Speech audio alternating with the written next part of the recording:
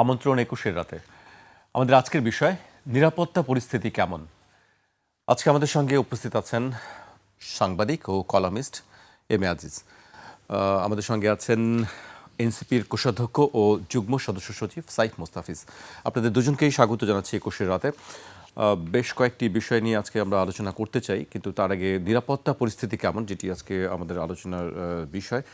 আজকে একটি গণমাধ্যমের প্রথম সারির একটি গণমাধ্যম খবর করেছে, তারা একটি পরিসংখ্যান দিয়েছে। আমি সেই আলোচনায় যাবার আগে তাদের সেই খবরের কিছু অংশ তুলে ধরতে চাই।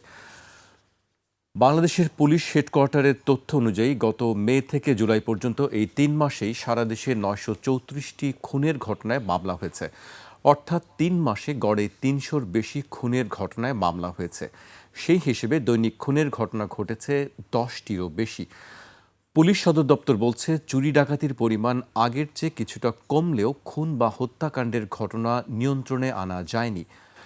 বাংলাদেশ পুলিশের অতিরিক্ত IG crime and operation Khandaker Rafiqul Islam বলেছেন, প্রতি মাসে কম বেশি ৩০০-র মতো খুনের ঘটনা ঘটছে। গড়ে প্রতিদিন ১০টা করে খুন যেন আমাদের ভাগ্যে লেখা রয়েছে।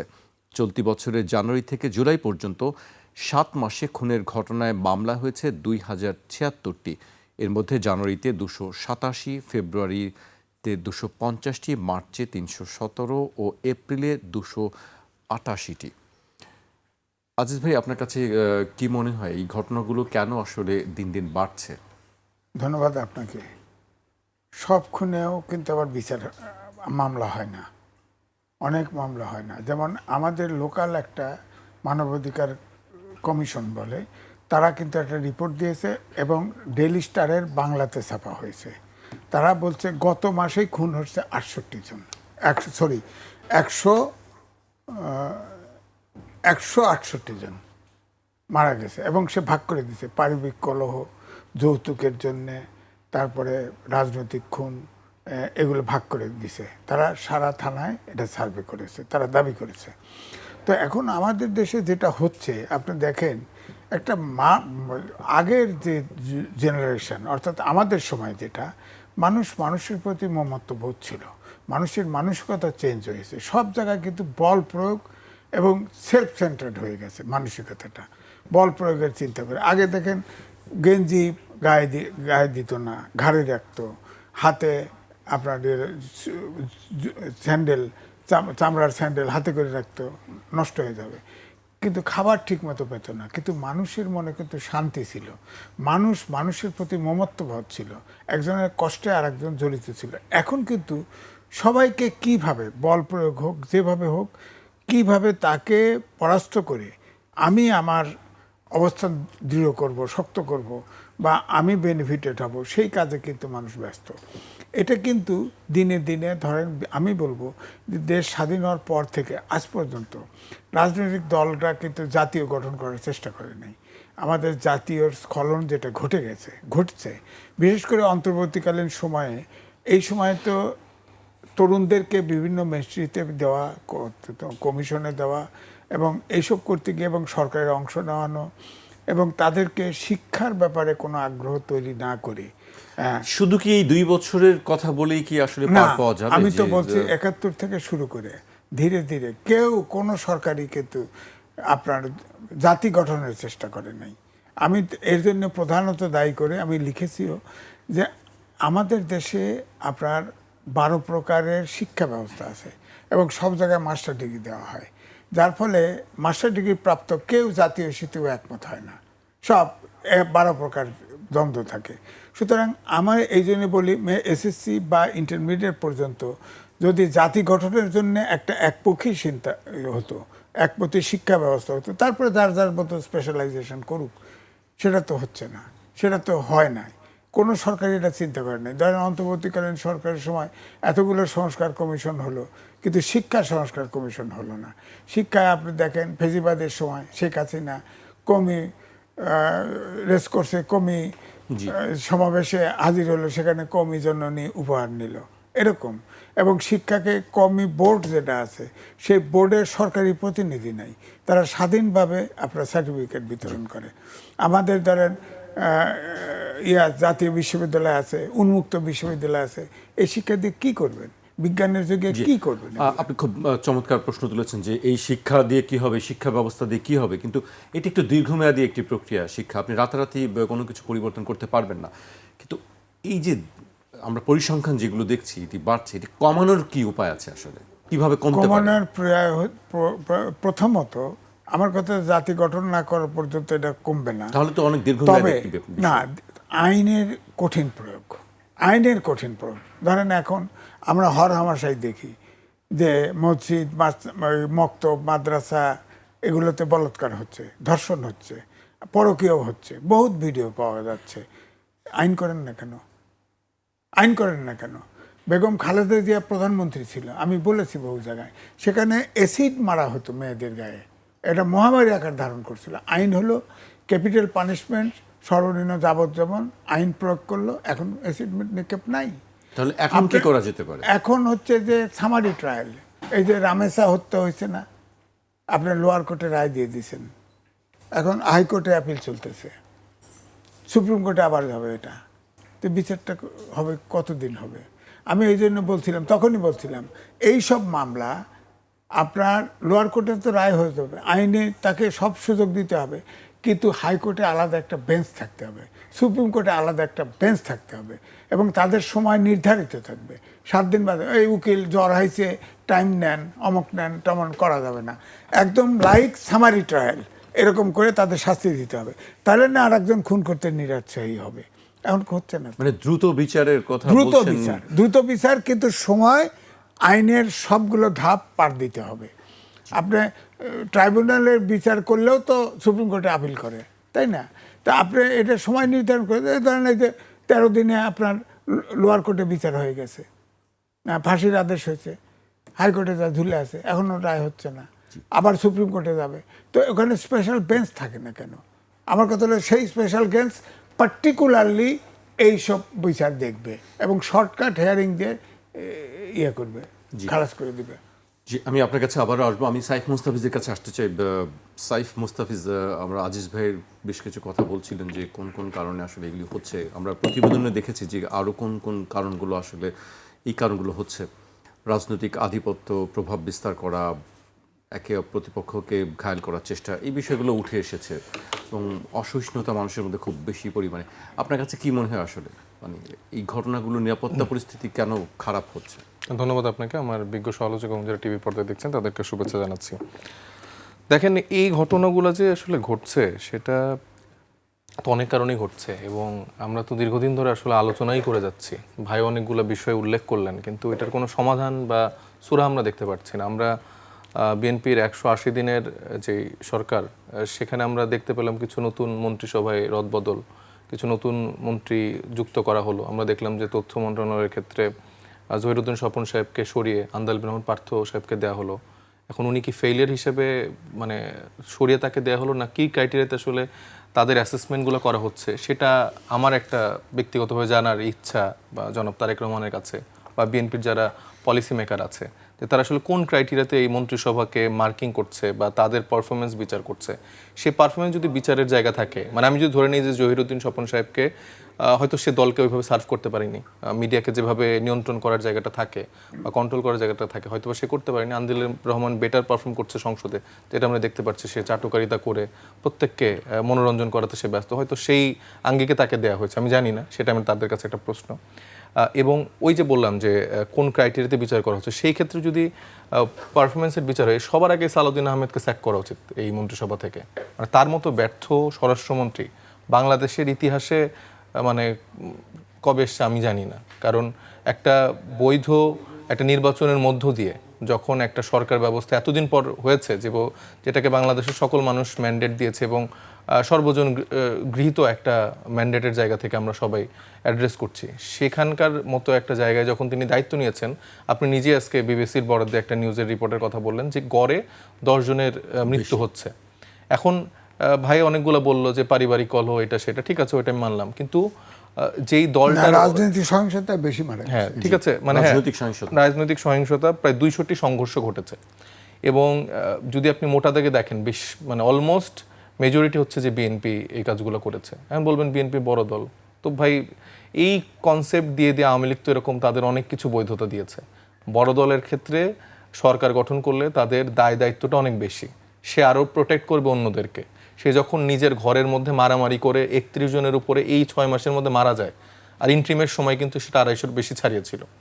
আমি ধরে নিলাম যে এখন যে ক্ষমতায় আসছে তখন দায়িত্বের জায়গাটা থেকে আমি চিন্তা করছি, তারা নিজেদের অভ্যন্তরীণ কলহ মেটাতে পারছে না, সেখানে 31 জনের উপরে মারা যাচ্ছে, প্রতিদিন 10 জন করে মারা যাচ্ছে, প্রতিদিন মানে যেভাবে মাদক বাংলাদেশে এখন ঢুকছে, এই সালাউদ্দিন আহমেদের এলাকা দিয়ে কক্সবাজার দিয়ে অহরহ মাদক ঢুকছে, এখন তার বদি নেই, তাহলে বদির জায়গায় কি উনি রিপ্লেস করছেন?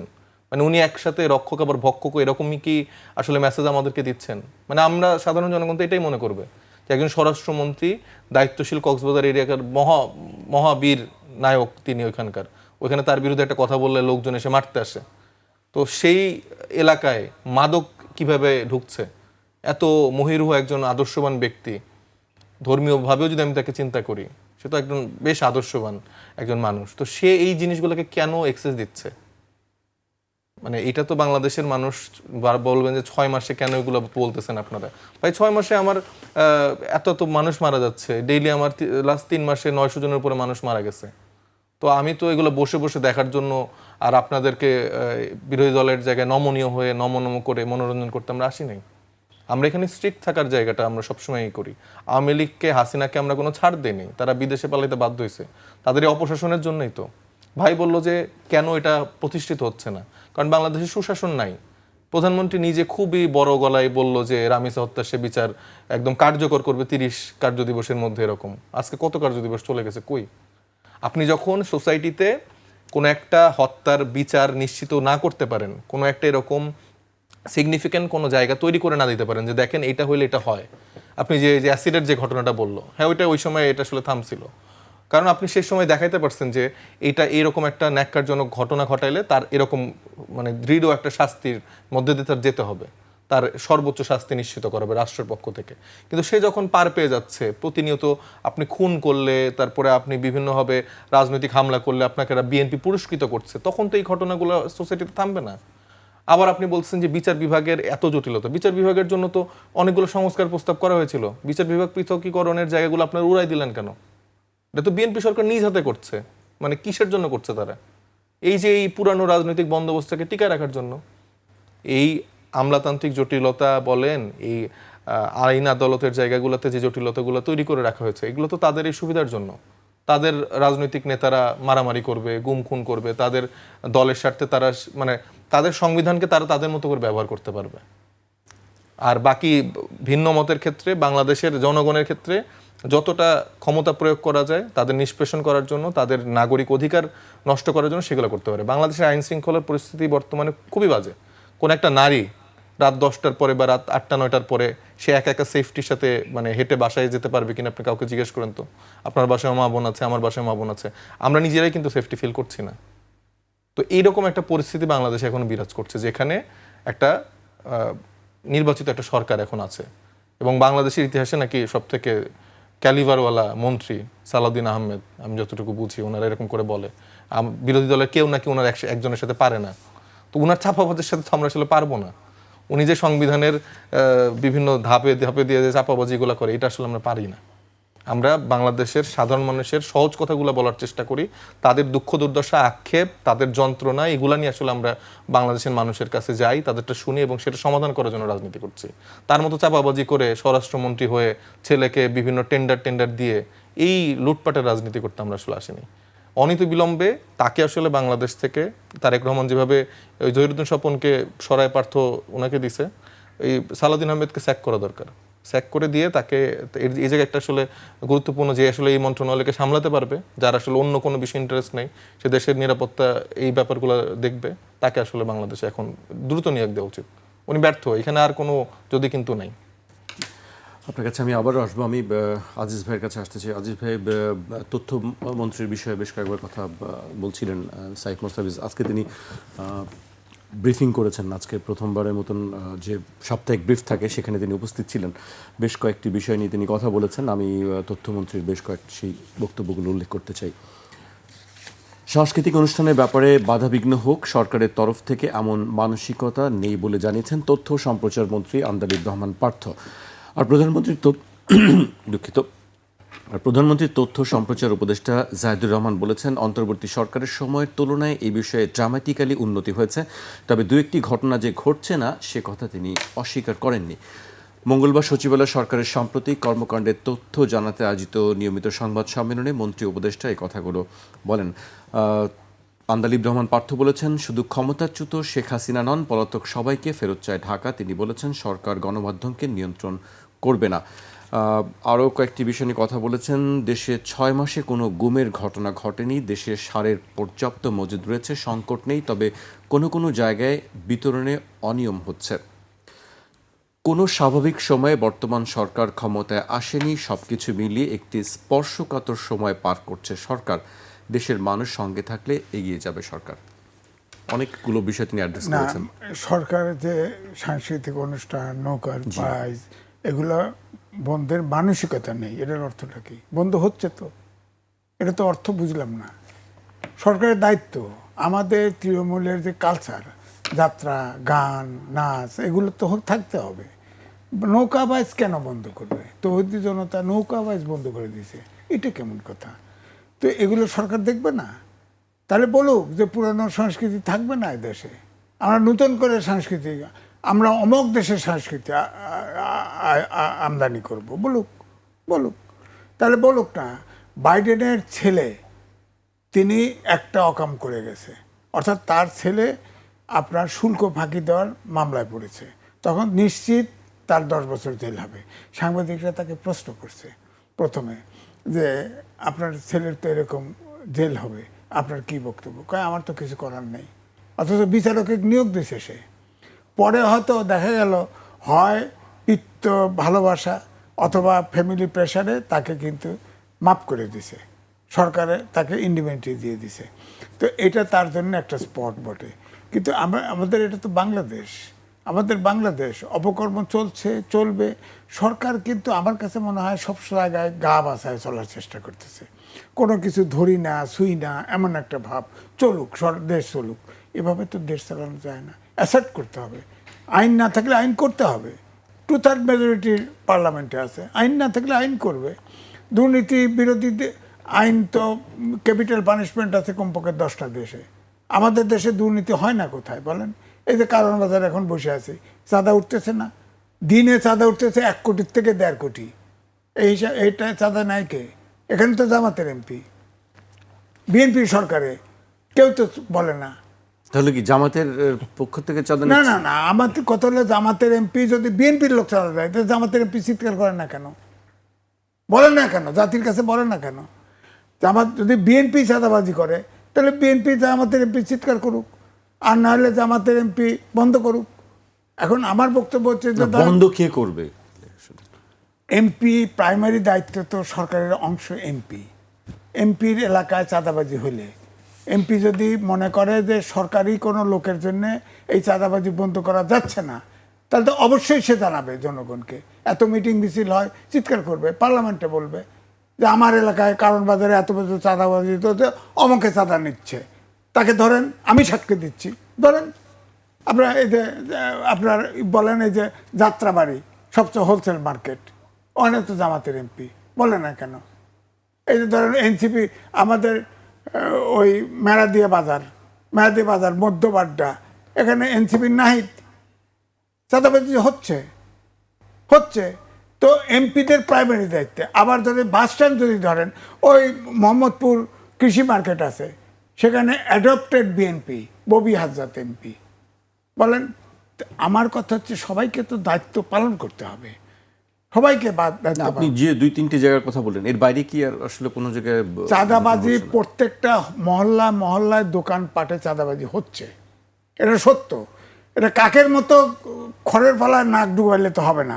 আমার কথা হচ্ছে প্রাইমারি দায়িত্ব হচ্ছে, এখন ওয়ার্ড কমিশনার নাই, এখন এমপিরা আছে একমাত্র। এমপি করবে না, সেই জায়গায় করবে না, চিৎকার করবে না। এমপি তো ধরিয়ে দিবে যে এইভাবে চাঁদাবাজি হচ্ছে, এই এলাকা রক্ষা করার দায়িত্ব আমার। করতেছে না তো কেউ, শুধু দায় আর এক ঘরে রাজনৈতিক দলগুলো কিন্তু একে অপরের ঘাড়ে দাঁড়াতে পাঠানোর চেষ্টা করতেছে। আমি তো উদাহরণ দিলাম, আপনারা এখানে কারণ বাজারের কথা বলছি, বলেন এমপিকে বলেন, একবার চিৎকার করছে যে আমার এখানে 1.5 কোটি টাকা দিনে চাঁদা ওঠে, এটা অমুক খায়, বিএনপির অমুকে খায়, চাঁদা খায়, বা আওয়ামী লীগের পুরানো লোক ছিল তার সাথে হবলম করে খাচ্ছে। উনি কি করেন? ওনাকে উনি চাঁদা বা ভাগ নিয়ে চুপ আছেন, এগুলো বলতে হবে তো। তাহলে সততাটা কোথায়? দেশটা ঠিক করার দায়িত্ব কে? জনগণ ভোট দিয়ে যাকে নির্বাচিত করতেছে সেও দায়িত্ব পালন করতেছে না অথবা করতে পারছে না। হ্যাঁ, তাহলে দায়টা কার ঘাড়ে চাপাবেন আপনি বলেন? আমি বললাম তাই তো নাহিদ ইসলাম বক্তৃতা, ভালো ছেলে, খুব ভালো, বিতর্কিত কথা বলে না, কিন্তু এটা তো তাকে দায়িত্ব নিতে হবে যে বড়শ্রীর কি মেলা দিয়ে বাজার, তারপর মধ্যবাড্ডা হোলসেল মার্কেট, এই 2টে মার্কেট আছে না, 2টে মার্কেটই তার অধীনে। কেন হয় বলেন? কেন হয়? তাকে দায়িত্ব দিবে না? জাতীয় রাজনীতি সে করতেছে, কিন্তু বেসিক্যালি সে এখন চিফ হুইপ, এমপি না, চিফ হুইপ। তার এলাকা ওখানে চাঁদাবাজি হচ্ছে তো। তো এই জন্য বলছি যে সবাইকে দায়িত্ব পালন করতে হবে। তো এটা রাষ্ট্র গণতান্ত্রিক যুগে যেতে চাইলে পার্লামেন্টে বিরোধী দল, সরকারি দল ডান হাত আর বাঁ হাত, দায়িত্ব বিরোধী দলেরও আছে, সরকারি দলের তো 1 নম্বরে আছে। সরকারি দল তো দায় নিতে হবে, দায় নিতে হবে। এখন দায় নিতে হলে হয় আপনি ওই এমপিকে সংসদে বলছে যে কারণ বাজারের এমপি সাহেব জামাত, তাক তো টেম্প করতে পারতেছি না, হয়তো চাঁদাবাজি করে, কয় নাই, কইছে, কেউ বলছে, সেও বলে নাই।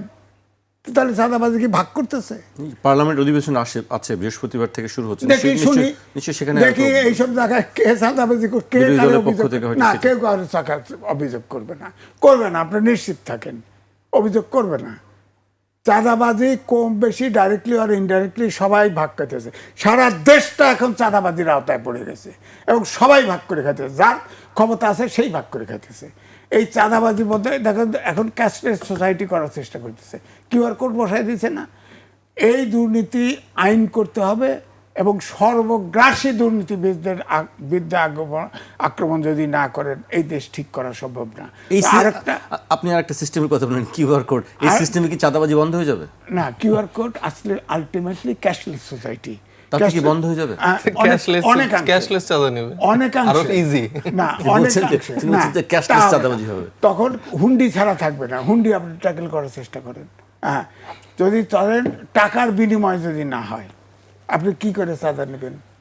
টাকাই আপনার হাতে আসবে না, কি করবেন?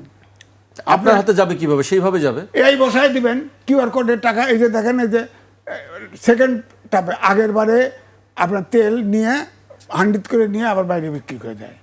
হ্যাঁ, এবারে করছে কিউআর কোডে রিসিট করাইছে, কারণ তখন করতে কি ওই এআই বসায় রাখছে, যদি আপনার গাড়িতে তেল কি পরিমাণ নেন ডাউট হলে আপনাকে ধরবে। এখন ধরেন কিউআর কোড বড়ায় দিল, ছোট দোকানেও এখন কিউআর কোড লাগবে ইয়ে করতে। যদি আপনি বেশি বেশি টাকা আদান প্রদান করেন, একসাথে 1 লাখ টাকা পার করে দিলেন, ধরবে না? ধরবে তো। আপনি যদি আর্মি এক জেনারেলের অফিসে যান দেখা করতে, আপনাকে ঢুকতে প্রথমে করবে আপনার মোবাইলটা এখানে রাখেন, একটা ট্রের উপরে রাখতে দেয়, তার মানে মোবাইল থেকে সব নিয়ে গেল। আপনি কি মিসক্রিয়েন্ট না ভালো মানুষ, সব বাজে। তো এই জন্য আমি বলছি যে আলটিমেটলি ধরেন এই যে আপনার এখানে আসার পরে আপনার ট্রাফিক সিগন্যালে এআই বসায় দিছে, এখন দেখেন এত জ্যাম, তারপরেও কিন্তু ব্রেক করে না, ওইটা ডরে, কারণ অটো ফাইন হবে। এই জন্য আমাদেরকে আসলে যতই বলেন না কেন, আমরা মানুষ পারতেছি না, বা সরকার পারতেছে না, বিরোধী দল পারতেছে না, অভ্যুত্থানের শক্তি পার্লামেন্টে পাঠাইলাম, তাও হচ্ছে না। সুতরাং এখন মেকানিক্যালি এই দেশ দমন না করলে তো হচ্ছে না। আজিজ ভাই, আপনার কাছে আসবো। অভ্যুত্থানের শক্তিও বিরোধী দল তারা সংসদে আছে, তারাও পারছে না। আজিজ ভাইয়ের বক্তব্য দিয়ে আমি আপনার কাছে জানতে চাই আসলে কি বিষয়টি। আমি একটা প্রথম ইস্যুটা অ্যাড্রেস করতে চাই, যেটা হচ্ছে যে নৌকাবাইজ বা আমাদের কালচারাল যে সাইডটা। 2 দিন আগেই আমাদের যিনি প্রিয় স্বরাষ্ট্রমন্ত্রী আছেন সালাউদ্দিন আহমেদ, ওনাকে সাংবাদিকরা প্রশ্ন করেছিলেন।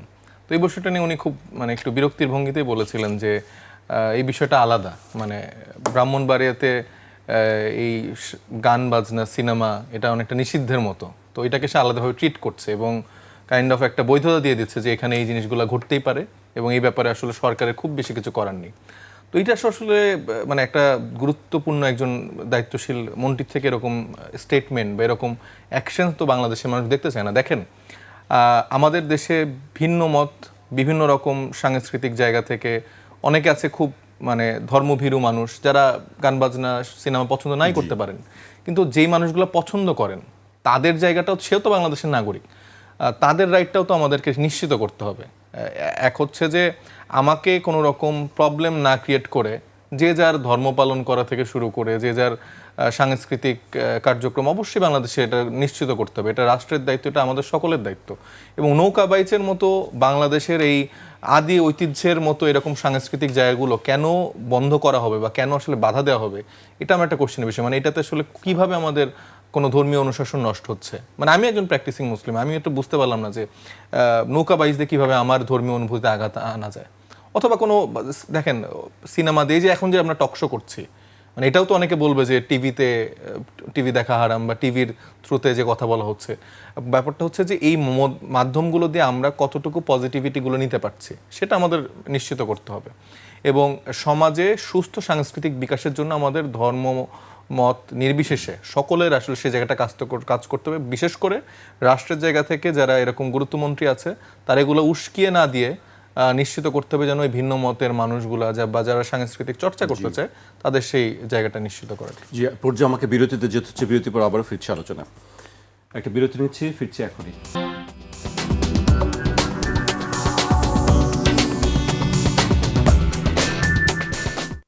বিরতির পর আবারও স্বাগত। আপনারা দেখছেন ২১ রাত।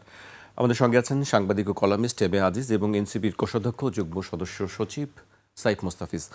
আমি আজিজ ভাইকে দিয়ে শুরু করতে চাই, কিন্তু তার আগে আজকে তথ্য উপদেষ্টার সংবাদ সম্মেলন, সেখানে প্রেস ব্রিফিং, তিনি কথা বলেছেন যুদ্ধ বিমান এবং ব্যাটারি চালিত রিক্সা নিয়েও তিনি কথা বলেছেন। আমি তার বক্তব্য একটু উল্লেখ করতে চাই।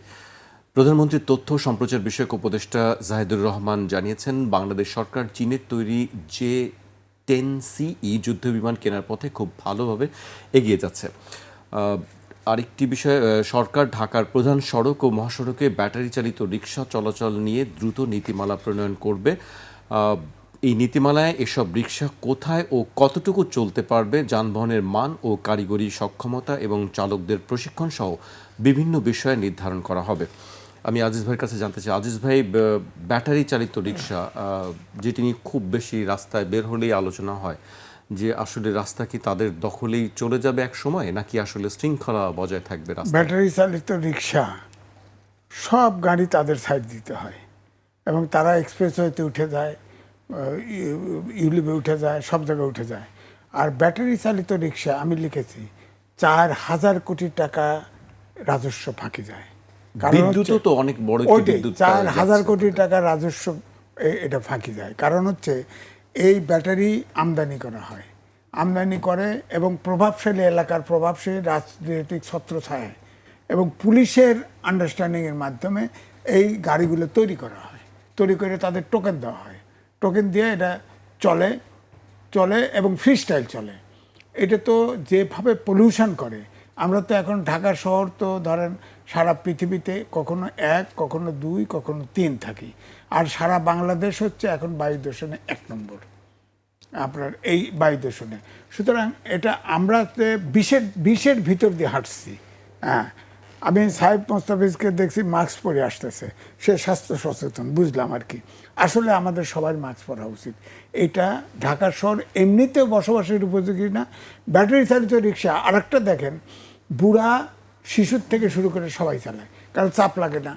কৃষি খামারের লোক পাওয়া যায় না, আমাদের গ্রাম দেশে জমি জমা আছে, কোনো কৃষিকর্মী পাওয়া যাচ্ছে না তো ওখানে, ওই কারণে এখানে সহজভাবে চালাতে পারে, চাপ দিলেই হয় এবং কাউকে মানে না। সুতরাং এটা অবশ্যই নিয়ন্ত্রণ করা উচিত। আমি মনে করি আধুনিক যুগে, বিশ্বায়নের যুগে আপনার রাজধানী শহর কিন্তু সবার, এটা মাথায় রাখতে হবে। এখন আপনি এই ব্যাটারি চালিত যে পরিকল্পনাটা হচ্ছে, তাদের লাইসেন্স দিবে, তাদের হয়তো মেইন সড়কে আসতে দিতে চাইবে না, এরকম। আপনি একটা ব্যাটারি চালিত রিক্সা ড্রাইভারের সাথে কথা বলে দেখেন, যেভাবে মারমুখী হয়ে যায়, তাদের মানসিকভাবেও তো তাদের সম্ভব নয় নিয়ন্ত্রণ করা। তাদের কোনো কথা শোনে না। আমার কথা হচ্ছে যে উৎস মুখে ওষুধ লাগাইতে হবে। এই এই রিক্সাটা তৈরি হয় কোথায়, না, ব্যাটারি চার্জটা কোথায় হয়? ব্যাটারি চার্জটা করে হয়, কে তৈরি করে, সব কারখানায় তৈরি করে। তো আপনার জায়গাও আমি উল্লেখ করে দিয়েছি। তারপরে ব্যাটারি আমদানি করে কে, ব্যাটারি চার্জ দেয় কিভাবে, ওই লাইনে এখানে ইলেকট্রিক লাইনম্যান জড়িত আছে, পুলিশ জড়িত আছে, প্রভাবশালী রাজনীতির ছত্রছায়ার লোক আছে। ওইখানে যা আক্রমণ করলে এদেরকে শাস্তি দিলেই তো আপনার ব্যাটারি চালিত কমে যায়। এত সহজলভ্য ব্যাটারি চালিত রিক্সা, ব্যাটারি চালিত রিক্সার তো শহরে একদমই ব্যান করা উচিত, একদমই। এখন আপনার লাইসেন্স দিবেন, ট্যাক্স নেবেন, এই কারণে ব্যাটারি চালিত ওটা তো আইন মানে না। কিন্তু এতগুলো মানুষ তাহলে কই যাবে, কোথায় যাবে? আগে যেমন ছিল তেমন যাবে, কৃষিকাজে যাবে। আপনার ধরেন আপনার 60-70 বছরের বৃদ্ধ, 80 বছরের বৃদ্ধ, সেও এসে ব্যাটারিতে উঠে যাচ্ছে। সে তো ওই কৃষিকাজ করতে পারে না, হয়তো সে শহরে এসে ভাবে যে এটা একটা পাবো, পাই ইনকাম শুরু করব। বাচ্চা দেখেন, সে 18 বছর বয়স নেই, আমি 16 বছরের বাচ্চাকে ব্যাটারি চালিত রিক্সা 15-16 বছর দেখি, আপনি দেখবেন হরার ভাষায় দেখবেন, না, উঠি তো, মানে দেখি তো, এরা আসে তো। সুতরাং কৃষিকাজের দেশে কিন্তু কৃষি আমাদের করোনাকালেও বাঁচিয়েছে। কৃষি তো বাঁচাইতে হবে প্রয়োজনে। সেখানে কৃষি, এই যে ধরেন একটু আগে বলছেন আপনার সার তো আপনার এটা ঠিক, আপনার জ্বালানি সরবরাহের কারণে অনেক সার এখন বন্ধ আছে, কিন্তু আগের স্টক আছে। এই স্টক কিন্তু ঠিকই ডিলাররা নিছে, ডিলাররা নিয়ে বাইরে বিক্রি করে দিচ্ছে, বাজারে দাম বেশি, মানে দোকানপাটে দাম বেশি, অনেকে আবার মজুত করছে, কিন্তু সারের তো অভাব নাই। তা আপনার আইন প্রয়োগ কোথায়? আপনার এটার খবরে আসতেছে, তার সাথে সাথে গ্রেপ্তার। ডিলাররা কোথায় বিক্রি, ডিলারশিপ ক্যান্সেল করে না অন্তত, ধরে আইনের আওতায় নেন। কিন্তু ব্যাপারটা হচ্ছে সব কিছুর ঊর্ধ্বে হচ্ছে আইন প্রয়োগ করতে হবে। এই জায়গাটা শিথিলতা লক্ষ্য করা যাচ্ছে। আচ্ছা ভাই, আপনার কাছে আবারও আসবো, যুদ্ধ বিমানের বিষয়টা একটু পরে আপনার কাছে আসছি। আমি সাইফ মুস্তাফিজের কাছ থেকে রিক্সার বিষয়টি একটু জানতে চাই। আসলে কি হওয়া উচিত? রিক্সা কি প্রধান সড়কে থাকা উচিত, নাকি একটু আসলে নীতিমালা থাকা উচিত? সরকারও যে বিষয়টি নিয়ে আসলে চিন্তা করছে, এটি একটি বড় একটি ইস্যু হয়ে গেছে রাজধানীতে যারা চলাচল করি আমরা তাদের জন্য। দেখেন যে আমাদের দেশে একটা মূল সমস্যা হচ্ছে আমাদের কর্মসংস্থান নেই। আমাদের সরকার কিন্তু কমিটমেন্ট দিয়েছিল ইলেকশনের সময় যে তারা 1 কোটি কর্মসংস্থান তারা নিশ্চিত করবেন, কিন্তু সেখানে মানে কর্মসংস্থান তো হয়নি, বরঞ্চ আমরা দেখেছি যে 95টি কারখানা এর মধ্যে বন্ধ হয়ে গেছে, যেখানে 61,881 জন কর্মসংস্থান হারিয়েছে। আমরা কিছুদিন আগে দেখলাম যে ব্লুমবার্গের একটা প্রতিবেদন, ওই যে খুব আমরা আনন্দ করলাম যে আমার বন্ধু মহাজাদু জানে, আমাদের প্রধানমন্ত্রী, তো উনি যে মালয়েশিয়াতে, মানে মালয়েশিয়ার যে মেইন সিন্ডিকেট যে হোতা আমিন নূর, ওনার সাথে স্বয়ং আমাদের প্রধানমন্ত্রী সাক্ষাৎ করেছেন, এবং প্রায় 1500 প্লাস যেসব এজেন্সি আছে তাদের মধ্যে সিন্ডিকেট করে 25টি এজেন্সিকে নিয়ে তারা একটা ছক করছে, যেখানে 60 থেকে 80 হাজারের যে ম্যানপাওয়ারের যেই ভিসার যে গুলা, সেগুলো 4 লাখ টাকা থেকে 10 লাখ টাকা পর্যন্ত বিক্রি করা হবে। তো আমরা যে কর্মসংস্থান নিশ্চিত করতেই পারছি না, বরঞ্চ আমরা সিন্ডিকেট করে, আমাদের স্বয়ং প্রধানমন্ত্রী নিজে এই সিন্ডিকেটগুলোকে প্রশ্রয় দিয়ে, আশ্রয় দিয়ে এগুলোকে প্রমোট করছে। আমাদের এখানে কোনো কর্মসংস্থান নিশ্চিত না করতে পেরে কলকারখানাগুলো বন্ধ হয়ে যাচ্ছে। নতুন কোনো কর্মসংস্থান দেওয়ার মতো কোনো পলিসি, কোনো উদ্যোগ আমরা সরকার থেকে দেখতে পাচ্ছি না। আমরা দেখতে পাচ্ছি বিভিন্ন চাটুকারিতা যারা করে বেড়াচ্ছে তাদেরকে রাজনৈতিক সহকারী, তারপরে বিভিন্ন উপদেষ্টা যারা, ভাই চাঁদাবাজির একটা কথা বললেন, 3টা আসনের কথা বললেন, এটা সলিউশন কিভাবে হবে? আমি তো ধরেন গুন্ডা না, ধরেন আমার আসনে আমি এমপি হয়েছে, এই আসনে আমি এমপি, এখানে সব গুন্ডা মাস্তান মাফিয়ারা হচ্ছে যে এখানে চাঁদাবাজি করছে। আমি তো বলছি যে কথাগুলো তো আমরা প্রতিনিয়ত বলছি, আপনি তাদের থেকেও শুনে দেখবেন যে তারা প্রতিনিয়ত তাদের জায়গাগুলো বলছে, চাঁদাবাজির কথা আমরা প্রতিনিয়ত বলছি। এটা থামানোর তো কোনো উদ্যোগ নেওয়া হচ্ছে না, বরঞ্চ দেখা যাচ্ছে যে সেই মানুষটাকে উল্টা মারা হচ্ছে এলাকাতে। মানে আমরা যদি দেখা যাচ্ছে যে এরকম মিটিগেট করা যাচ্ছে যে সেই সন্ত্রাসী বাহিনীতে মারা হচ্ছে, যখন জনগণ বা কেউ প্রতিরোধ করতে নিবে, আপনার রাষ্ট্রের পক্ষ থেকে কোনো আইনের কোনো শাসন নাই, নিশ্চিত করা হচ্ছে না, ব্যবস্থা নেওয়া হচ্ছে না। আমি আরেকদিন হচ্ছে যে এই কারণবাজার যাওয়ার সময় দেখলাম যে ওপেনলি হচ্ছে যে ইয়া করা হচ্ছে, মানে কিশোর গ্যাংয়ের মতো হচ্ছে যে চাকু নিয়ে দাঁড়িয়ে মানুষের কাছে ছিনতাই করছে। তো আমি পুলিশের এখানে মানে জানানোর চেষ্টা করলাম, কিন্তু সেখানে কিন্তু কোনো ব্যবস্থা নাই। সেখানে মরে কিন্তু ট্রাফিক সিগন্যালে পুলিশ আছে, এখানে কিন্তু নিরাপত্তা নিশ্চিত করার জায়গাটা আছে, কিন্তু কই? তো এটা তো রাষ্ট্রের দায়িত্ব। আপনি রাষ্ট্রের জায়গা থেকে যদি বলেন যে বিরোধী দল আমাকে প্ল্যান দেন, উনি প্রথমে বলছেন না আই হ্যাভ এ প্ল্যান, আবার বিরোধী দলের কাছে বলতেছে যে এখন আমি কি করবো, আমাদের প্ল্যান দেন। মানে সব তো বিরোধী দলের ঠেকা নিয়ে বসে নেই। তাহলে বিরোধী দলকে সরকার চালাতে দায়িত্ব দিয়ে দেন। আপনার যদি এত অদক্ষতা থাকে, আপনি তো একটা পুরো ফেইলিয়ার একটা মানে সরকার। আপনি 2001 থেকে 6 শাসনামল যদি দেখেন, সেখানে যারা মেজর ফেইলিয়ার যারা মন্ত্রী ছিল তাদেরকে সে আবার নিয়ে আসছে। এই যে বাণিজ্য মন্ত্রী ছিল আমির মাহমুদ খসরু, ওনাকে তো পূর্ণ মেয়াদও পূর্ণ করতে দেননি বেগম খালেদা জিয়া, তাকে তো সরিয়ে দেওয়া হয়েছিল তাকে দায়িত্ব থেকে। সেই ফেইলার মন্ত্রীকে আপনি দিয়ে দিচ্ছেন অর্থমন্ত্রীর দায়িত্বে। আবার এই যে ইকবাল মাহমুদ টুকু সাহেব, উনি হচ্ছে যে মানে ওই সময় তো কারেন্টই থাকতো না বাংলাদেশের, ওই মানুষ মজা করে যে খাম্বাসে বিদ্যুৎ নেবে, এরকম অনেক রকম মিমিক আমরা দেখতে পারি। তো এই সময়ের ওই সময়ের যে বিদ্যুৎ প্রতিমন্ত্রী ছিল ইকবাল মাহমুদ টুকু, সেও তার পূর্ণ মেয়াদ কিন্তু পূর্ণ করতে পারেনি তার ব্যর্থতার জন্য। তাকে কৃষি মন্ত্রণালয়ে পরে দেওয়া হয়েছে।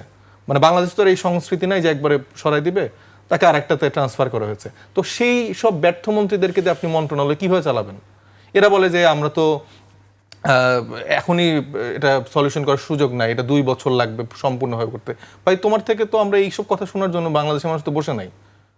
বাংলাদেশের মানুষ প্রতিদিন ট্যাক্স দিবে, বাংলাদেশের মানুষ প্রতিদিন আবার বিদ্যুতের বিল দিবে, ভূতরে বিল আসবে, এগুলো দেওয়ার পরও সে নিরবিচ্ছিন্ন বিদ্যুৎ পাবে না। গ্যাসের লাইনে হচ্ছে যে এই আজকে আমি আপনাদের প্রডিউসার কাছে শুনলাম যে ট্রান্সপোর্ট আপনারা প্রোভাইড করতে পারছেন না বিকজ অফ আপনারা কোনো গাড়িতে আপনাদের গ্যাস নাই, 6-7 ঘন্টা ধরে নাকি আপনাদের গ্যাসের লাইনে দাঁড়ায় থাকতে হচ্ছে। তো তেলেরও তো আমরা সংকট দেখছিলাম, বৈশ্বিক সংকট অনেক আলাপ আমরা এখানে করতে পারি। বৈশ্বিক সংকট হওয়ার পরে তেলের এই সমস্যা ওই সমস্যা, যে আপনি 20-30 টাকা বাড়াই দিলেন আর কোনো সমস্যা নেই। মানে এটা কি আলাদিনের চেরাগ দিয়ে কি জাদু হয়ে গেল হঠাৎ করে, বুঝলাম না। আপনার বৈশ্বিক সংকটে আপনার তেল নাই সারাদিন 24-25 ঘন্টা ধরে। ওই পেট্রোল পাম্পের ওরা গোন স্টপ করতো, যে দাম বাড়ায় দিছে, এটা দাম বাড়ানোর জন্য একটা সিন্ডিকেট ছিল, তেল বাড়ায় দাম বাড়ায় দিছে। এখানে সিন্ডিকেটের সাথে তাহলে কারা ইনভলভ? মানে এটা কি এখন আমার দায়িত্ব, বিরোধী দল হইলাম, তারপর আমরা হলাম সবকিছু নিশ্চয়, তাহলে আমাদের সরকারের দায়িত্ব দিয়ে দেন যে হ্যাঁ ভাই আমরা পারতেছি না, আপনাদের প্ল্যান দিয়ে আপনারা চালান, আমরা চালাবো, আমাদের সেই সক্ষমতা, আমাদের সেই প্ল্যান আছে। এনসিপির জায়গা থেকে অ্যাটলিস্ট আমরা সেই অ্যাসুরেশনস দিতে পারি। কিন্তু আপনারা কিছুই পারেন না, আপনারা ব্যর্থ লোকজনদের নিয়ে বসে আপনারা মানে তামাশা করতেছেন, এটা তো আসলে হয় না। সবগুলো ব্যর্থ। আপনি কোন মন্ত্রণালয়কে বলবেন যে তারা সাকসেসফুলি ডিল করতেছে? মানে কেউ, নাথিং। এই যে মীর শাহ আলম, যিনি এলজিআরডি প্রতিমন্ত্রী, উনার তো মানে উনি পারলে সব কাজ মানে পরিবারকে দিয়ে করায় ফেলে। এলজিআরডি মন্ত্রণালয়ের 70% কাজ তার নিজের ছেলের কোম্পানি দিয়ে সে করাচ্ছে। এগুলা একদম ভরা মজলিসে নিউজ আসলো, মানে তারপরও বিএনপি সরকার কোনো লজ্জা নেই, তার ব্যাপারে কোনো ব্যবস্থা নিতে পারলো না। চ্যানেল 1-এ দেখাইছে, সেই রিপোর্ট হচ্ছে যে উড়াই দিছে। বিভিন্ন গণমাধ্যমে আসছে খবরগুলো। না ধরেন আমি আপনার নামে কোনো মিথ্যাচার করতেছি, সেটা আপনি ডিবাং করেন, আপনি তথ্যপত্র উপস্থাপন করেন। তারা মন্ত্রণালয়ের ডেটা দিয়ে কাজের সব মানে একদম ডকুমেন্ট প্রকাশ করে যখন চ্যানেল 1 প্রকাশ করলো, নেত্রী নিউজ প্রকাশ করলো, যমুনা নিউজ প্রকাশ করলো, সেগুলা উল্টা সেসব নিউজ ওরাই ফেলছে। আপনি যে জহিরুদ্দিন স্বপন সাহেবকে সরাই দিলেন, মানে কেন সরাইছেন আমি এখনো বুঝতেছি না, যে সে কি এই পারফরমেন্সগুলো একটু খারাপভাবে করতে পারছিল কিনা, এই যে নিউজগুলো সরাই ফেলা। কারণ এই যে কালকে ডেইলি ওয়াদা একটা নতুন ইংরেজি পত্রিকা এসছে, সেখানে সালাউদ্দিন সাহেবের যে সুপুত্র ইব্রাহিম, উনার নামে একটা রিপোর্ট এসছে। সেটা রিপোর্টটা করেছিল একজন ফিন্যান্স একজন প্রফেসর। ওই যে জাপানি একটা কোম্পানি যাদের কোনো রকম কাজের এক্সপিরিয়েন্স নেই, তাদের 40,000 কোটি টাকার একটা প্রজেক্ট বাংলাদেশে করানোর জন্য সালাউদ্দিন পুত্র দৌড়ঝাঁপ করছে। সেখানে যদি 5%ও পায়, কয় হাজার কোটি টাকার মালিক সে হচ্ছেন বুঝেন। যেই সালাউদ্দিন আহমেদ সাহেবের ছেলের কোনো কাজের এক্সপিরিয়েন্স নেই, তার যে কোম্পানি সেটা ফর্ম হয়েছে 2025 সালে, এবং তাদের 4,000 টাকার কাজেরও এক্সপিরিয়েন্স নেই, সেই সেক্টরেরও না। তা আপনি মানে কিসের মহাজাদু আপনি করতেছেন? আপনি রিক্সাওয়ালাদের কথা বলতেছেন, এটা অনেক ছোট একটা সেক্টর। আপনি লেন নিশ্চিত করে দিবেন, আপনি কোন কোন সড়কে চলাচল করবেন না সেই জায়গাগুলো আপনি নিশ্চিত করে দিবেন, কিন্তু এইটাকে সামনে রেখে যে বাংলাদেশে বিদ্যুৎ সংকট হয়ে যাচ্ছে যে এই ব্যাটারি চালিত রিক্সা চালকের জন্য, ভাই এর থেকে বড় বড় চুরি আপনি আড়ালে করে ফেলতেছেন। সালাউদ্দিন আহমেদ সাহেবের ছেলের যে চুরি, আপনি সারা দেশের রিক্সা চালকের এই বিদ্যুতের চুরিটাও আপনি একসাথে মিলাইতে পারবেন না। So this is the fact. বাংলাদেশে এটাই হয়ে আসে। বাংলাদেশে এই এসালমদেরকে বিভিন্নভাবে পুনর্বাসন করে সালাউদ্দিন আহমেদ সাহেবরা। আবার তারা বিভিন্ন সময় সবসময় সুবিধা ভোগে। ব্যবসায়ীরা একটা কাজ করে, তারা সবসময় 2 নৌকায় পা দিয়ে রাখে। যারা স্মার্ট ব্যবসায়ী সরকারকেও পালে এবং বিরোধী দলে 2-3 জনকে তারা টার্গেট করে রাখে যে যদি এরা আসে তারা যেন কোনোভাবে সার্ভ করে। তো এস আলম সেক্ষেত্রে স্মার্ট একটা প্লে করছে। সে আওয়ামী লীগকে তো এতদিন পুষছেই, পাশে এই সালাউদ্দিন আহমেদ সাহেব বা এদের সাথে একটা কানেকশন তারা ছিল, এখন এসে তারা সে সুবিধা পাচ্ছে। কিন্তু দিন শেষে বাংলাদেশের মানুষ তো আসলে পুরা তাদের কপাল ফুটা, তারা খালি বসে বসে কান্নাই করবে, আবু সাইদরা হচ্ছে যে হাত প্রসার করে জীবন দিবে, আমরা হচ্ছে যে অনেক কথা বলবো, কিন্তু বাংলাদেশের মানুষের ভাগ্য পরিবর্তন হবে না। ভাগ্য পরিবর্তন হবে কাদের? এই লন্ডনে বিভিন্ন সময় 17 বছর 20 বছর যারা থেকে আসছে, এই যে নতুন পররাষ্ট্র প্রতিমন্ত্রী হুমায়ুন কবির, তারা এসে আপনাদের সাংবাদিকদের তুচ্ছতাচ্ছিল্য করবে, বলবে যে কি এত জ্বালা কেন। তাকে নর্মালি সিম্পলি কোশ্চেন করা হয়েছে যে তারা যে সংবিধানকে আঁকড়ে ধরে রাখছে, সেই সংবিধানের জায়গাতেই তো দ্বৈত নাগরিকত্ব থাকলে তো বাংলাদেশের এরকম দায়িত্বশীল জায়গায় যাইতে পারে না। আইনমন্ত্রী অবশ্য আজকে কথা বলেছেন এটি নিয়ে, যে তিনি দ্বৈত নাগরিকত্ব পরিহার করেছেন এরকম। সেটা সিম্পলি কালকে যখন তাকে জিজ্ঞেস করলো, যে প্রথম আলোর বরাত দিয়ে জিজ্ঞেস করলো যে এটা একটা নিউজ হয়েছে, এই ব্যাপারে আপনার ইয়াটা কি, আপনাকে আসলে নাগরিকত্ব ছেড়ে আসছেন কিনা বা না, উনি বলছে যে আপনাদের জ্বালা কেন, মঈনুদ্দিন ফখরুদ্দিনের আমলের জ্বালা শুরু হয়েছে নাকি। তো একটা পররাষ্ট্র মন্ত্রণালয় কিন্তু ডিল করা খুবই একটা সফটলি ডিল করতে হয়, তাদের ভাষা, তারা কিভাবে ডিল করছে, এগুলো কিন্তু খুবই সিগনিফিক্যান্ট। তো উনি যদি এরকম মকারি করে সাংবাদিকদেরকে বলে, এটা তো খুবই আনফর্চুনেট। তার মতো দায়িত্বশীল জায়গা তো এই মকারি করার জায়গা না। মানে উনি তো এখানে এমন কিছু হয়ে যায় নাই, সে 20 বছর ধরে থাকছে লন্ডনে, সে এখন দেশে এসে তো সাংবাদিকদেরকে এইভাবে প্রশ্ন করতে পারে না, মকারি করতে পারে না। সিম্পলি সে উত্তর দেবে যে হ্যাঁ বা না। তবে এটা আসলে দিবেও বা কেন, তাদের যে কালচার তারা তৈরি করে রাখছে, এই যে এম এ মুহিত যে এখন স্বাস্থ্য প্রতিমন্ত্রী হয়েছে, তার তো মানে সে আমার আসনের এমপি, তার সব রকম ডকুমেন্ট আমি দিলাম নির্বাচন কমিশনে, যে দেখেন শুধু পাসপোর্টের কপিটা তো কালেক্ট করা টাফ, সব দেওয়ার পরও তারা বলছে যে না না না, উনি তো খুব সম্মানী ব্যক্তি, বিদেশ থেকে হ্যাঁ, আমি আপনাদের এখানে শো করলাম, তাকে এখন স্বাস্থ্য প্রতিমন্ত্রী দেওয়া হয়েছে। এগুলো তো আগে থেকে সেট করা, মানে এই ডিপ স্টেটের যে গেমে আমরা বলি, এগুলো আগে থেকে অনেক কিছু সেট করা থাকে। এইসব মানুষকে তারা সেট করে রাখছে যে তারা কার কি সার্ভ করবে, কিভাবে কাদের কি আনবে। এই যে এনে এখন আপনাকেও তো আমি সবগুলো ডকুমেন্ট দেখালাম, আমি এই প্রোগ্রামেতেই আমি সবগুলো ডকুমেন্ট দেখালাম। তার ইমিগ্রেশনের এয়ারপোর্ট থেকে লাস্ট যখন তিনি দেশের বাইরে যান, সেখানে যে ডেটা, সেখানে তিনি ব্রিটিশ সিটিজেন। রেদার সে নির্বাচন কমিশনের দায়িত্ব নিয়ে বললো যে আমি জন্মের পর থেকে কখনো অন্য কোনো দেশের নাগরিক ছিলাম না। এই মিথ্যাচার দিয়ে বাংলাদেশের রাজনীতি চলতেছে। সেখানে এরকম পররাষ্ট্র প্রতিমন্ত্রী বা আরো অনেকেই আসলে বলবে যে না এটা তো কিছু না। আবার আমরা ডাক্তার জাহিদের ইন্টিমের সময় আমরা স্টেটমেন্ট দেখছিলাম, ভাইরাও বলছে যে এই বিদেশি নাগরিক খলিল কিভাবে বাংলাদেশের এই কাজ করে ওই কাজ করে। এন্ড খলিলুর রহমানও তাদের গুরুত্বপূর্ণ পররাষ্ট্রমন্ত্রী। যুদ্ধ বিমান ব্যাপারে আপনারা কি বলবেন? আমি সেটি যুদ্ধ বিমান কেনা হচ্ছে, যুদ্ধ বিমান বা যুক্তরাষ্ট্র থেকে বিমান কেনার কথা শুনেছিলাম, আজকে জাহিদুর রহমান দেখেন বিমান কেনার যে বাংলাদেশের সংস্কৃতি, সেটা যে লুটপাট হয়, সেই সংস্কৃতি হলে এটা অবশ্যই স্টপ হওয়া উচিত। কিন্তু আমাদের প্রতিরক্ষা নীতির জায়গা থেকে আমাদের তো কিছু প্রিপারেশন থাকা উচিত। কারণ আমরা যখন মুখে মুখে অনেক কিছু বলি, দিল্লি না ঢাকা, এইটা না ওইটা, এরকম বড় বড় সবাই আমরা অনেক স্লোগান দিই, কিন্তু আমাদের দেশের অভ্যন্তরীণ প্রতিরক্ষা ব্যবস্থা কিন্তু অনেক নাজুক, অনেক দুর্বল। আমাদের যারা বীর সেনাবাহিনীর যারা ফাইটাররা যারা আছেন বা বিভিন্ন লেয়ারে যারা কাজ করেন, তাদের সাহসিকতা, তাদের জায়গাতে আমাদের সবসময় আস্থা থাকে। তারা বাংলাদেশকে প্রোটেক্ট করার জন্য সর্বোচ্চ চেষ্টা করে, কিন্তু তাদের তো আমাদের ইকুইপমেন্টের জায়গাগুলো ব্যবস্থা করে দিতে হবে কিছু কিছু ক্ষেত্রে। মানে উই নেভার নো যে অনেক রকম ক্রাইসিস, অনেক রকম সিচুয়েশন, অনেক রকম কিছু ফেস করতে হতে পারে। তো সেক্ষেত্রে প্রতিরক্ষা বিষয়ে যদি লেজিট মানে সরকার দায়িত্ব নিতে পারে, সেটা আমি সাধুবাদ জানাই। যদি তারা ওই লুটপাট নেবে, ধরেন 1000 টাকার জিনিস যদি 1 কোটি টাকা দিয়ে কেনে, সেটা তো আসলে সাপোর্ট করে না। কিন্তু তারা যদি এই মেরিট অনুযায়ী চিন্তা করে যে দেশের প্রতিরক্ষা ব্যবস্থাকে তারা আসলে সুন্দর করে সাজাতে চায়, এটাকে আসলে ইম্পোর্ট করতে চায়, সেটা আমি মনে করি এটা আমি অবশ্যই সেটি প্রশংসার দাবি রাখে। আমি আজিজ ভাইকে দিয়ে শেষ করতে চাই। আজিজ ভাই, আপনার কাছে এই প্রশ্নটি ছিল আসলে বিমান কেনা নিয়ে। এর আগেও আমরা অনেকবার কথা শুনেছি যে যুক্তরাষ্ট্রের সঙ্গে বিমান কিনতে হবে, এবং আজকে চীন থেকে হ্যাঁ, যুক্তরাষ্ট্রের কাছ থেকে বিমান কেনার কথা ছিল। এর আগে চুক্তি হয়েছিল ফ্রান্সের কাছ থেকে এয়ারবাস কিনবে। সেখানে প্যাসিফিক চুক্তি ছিল যে ফ্রান্সের কাছ থেকে কেনা যাবে না, আমেরিকার সাথে কিনতে হবে। সুতরাং সেখানে চীনের কাছ থেকে কেনা হচ্ছে, আমি খুশি।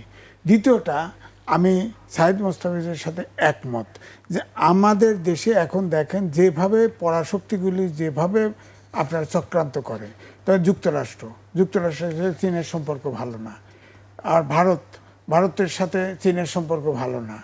এর ভিতর দিয়ে তো আমরা চলছি। সেখানে আমাদের নিজস্ব পায়ের শক্তি লাগবে।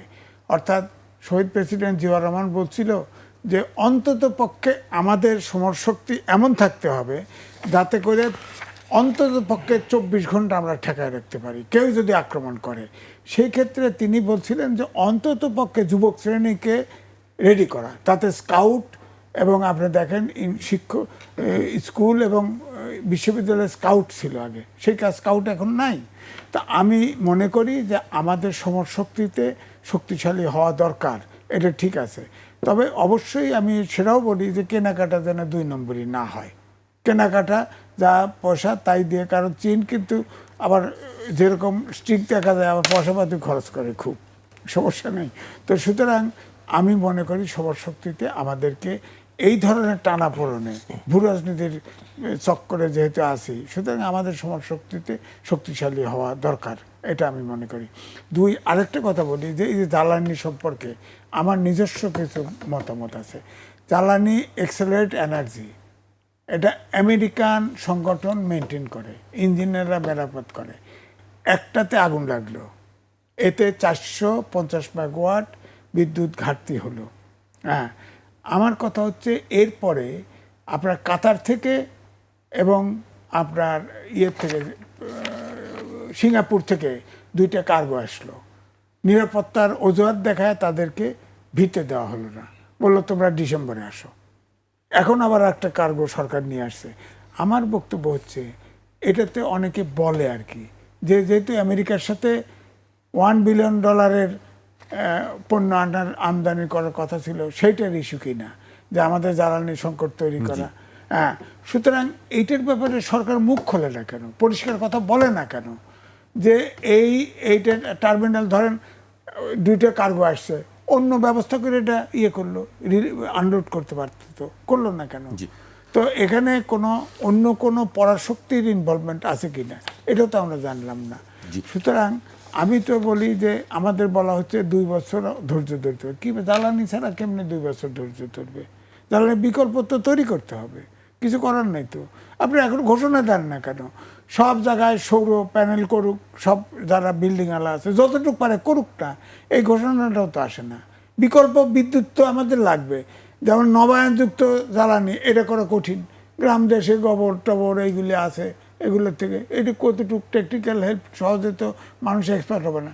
কিন্তু ঢাকা শহরে যাদের বাড়ি আছে, শহরগুলোতে যাদের বাড়ি আছে, তারা তো সৌরশক্তি বোঝে, ওইটা বলেন না কেন? চীনের সাথে আমাদের খাতির হয়েছে, ঠিক আছে, চীন যতটা সম্ভব সাশ্রয়ী রেটে প্যানেল দিল সাপ্লাই, আমাদের সব বসায় দিক, অন্তত বিকল্প ব্যবস্থাটা করুক। বিকল্প ব্যবস্থা আসলে মাথায় রেখেই সামনের দিকে আগাবে, হয়তো সেই চিন্তা সরকার করছে। আজকে আমাকে এখানেই শেষ করতে হচ্ছে। আপনাদের দুজনকে অনেক ধন্যবাদ আমাদেরকে সময় দেওয়ার জন্য।